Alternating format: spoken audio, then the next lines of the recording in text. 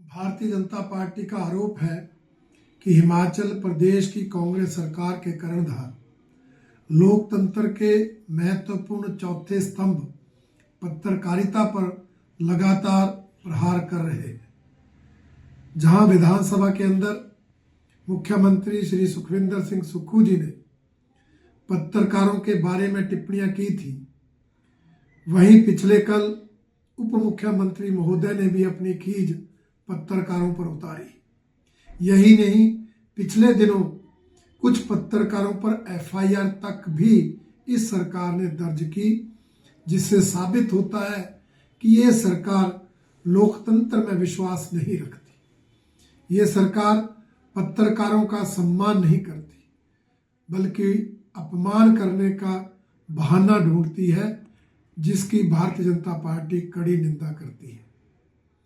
पिछले कल उप मुख्यमंत्री श्री मुकेश अग्निहोत्री जी ने अपनी प्रेस कॉन्फ्रेंस में भारतीय जनता पार्टी के बारे में जो बयानबाजी की है, उससे स्पष्ट होता है कि श्री मुकेश अग्निहोत्री जी भाजपा फोबिया से ग्रस्त है। उन्होंने कहा है कि भारतीय जनता पार्टी के नेता केंद्र से मिलने वाली आर्थिक सहायता में रोड़ा अटका रहे हैं, जो कि बिल्कुल निराधार है।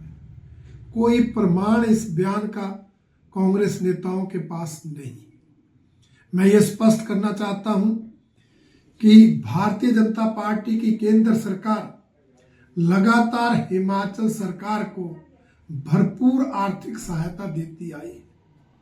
अगर हम बजट की ही बात करें तो पिछले 2 सालों में प्रदेश सरकार के अनुमान से ज्यादा धनराशि केंद्र सरकार ने दी है।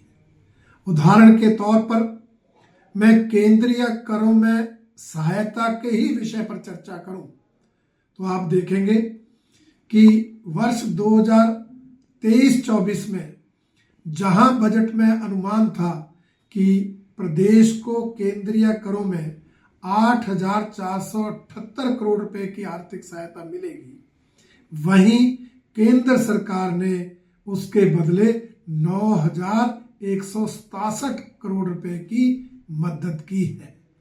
इसी तरह से इस वित्तीय वर्ष 2024-25 में भी जहां प्रदेश का अनुमान 10,124 करोड़ रुपए का था, वहीं हमारी केंद्र सरकार ने 10,352 करोड़ रुपए केंद्रीय करों के में सहायता के रूप में प्रदेश को दिए।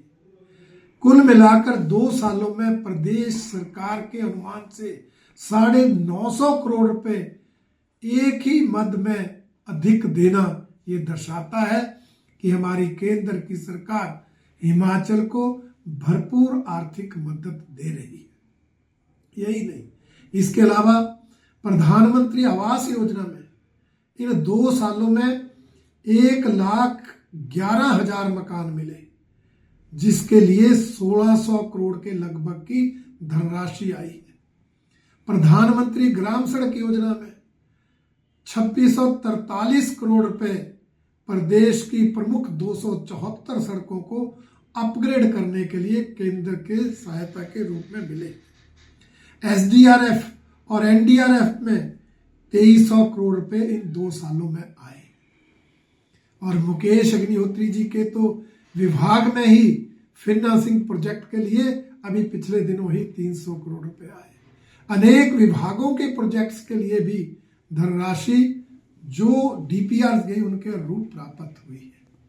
इसलिए मैं कहना चाहता हूं, उप मुख्यमंत्री महोदय बिना तथ्यों से बयान ना दें, तथ्यों की जानकारी ले और साथ में जो केंद्र से सहायता आई है उसको खर्च करने का प्रयास करें। जो आपदा के समय 1782 करोड़ रुपए एसडीआरएफ एनडीआरएफ में हमारी सरकार ने दिया था, उसके 140 करोड़ रुपए तो 31 मार्च तक ये सरकार खर्च ही नहीं कर पाई थी। इसलिए आपके ये आरोप लगाने की कोई वजह नहीं है, कोई कारण नहीं है। भारतीय जनता पार्टी ने कभी भेदभाव ना किया है, ना करेगी। इस बात को मैं स्पष्ट रूप से कहना चाहता हूं।